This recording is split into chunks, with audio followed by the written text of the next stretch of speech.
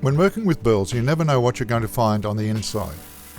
You can usually expect to find some spectacular grain, but often there are voids and inclusions that pose challenges. This burl was no exception, and so it was no great surprise when I discovered a couple of large voids in a very awkward part of the outer wall of this bowl.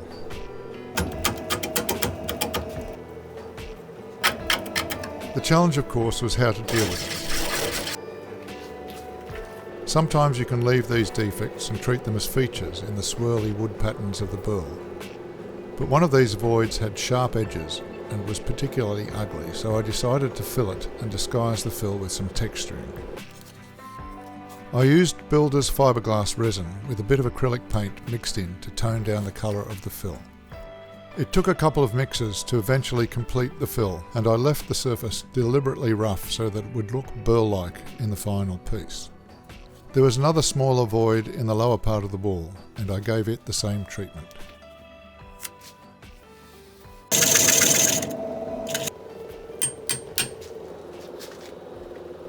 I hollowed the inside of the bowl with a bowl gouge and a scraper. In this very hard timber, I find it's quicker to use a scraper to get the hollowing done. I also don't have to sharpen the scraper as often as the gouge. Because I didn't want the void to show on the inside of the bowl, I left the wall of the bowl really thick. It's about 1 inch thick, but I still aimed for an even wall thickness all the way around.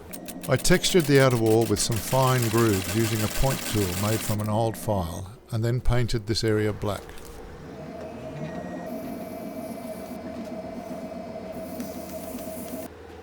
There's also a small groove just inside the rim, which I also wanted to fill with black.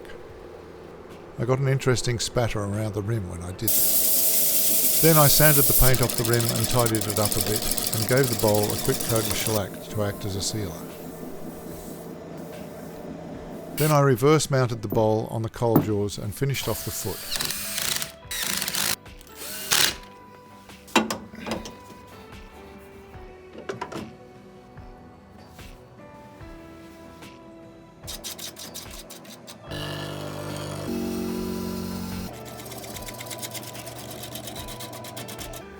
This left me to deal with the last bit of filler that sat lower on the outer wall.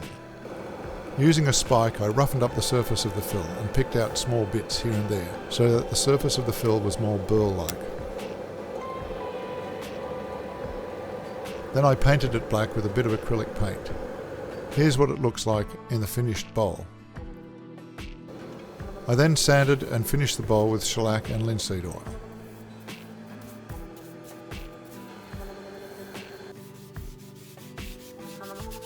Here's the finished piece.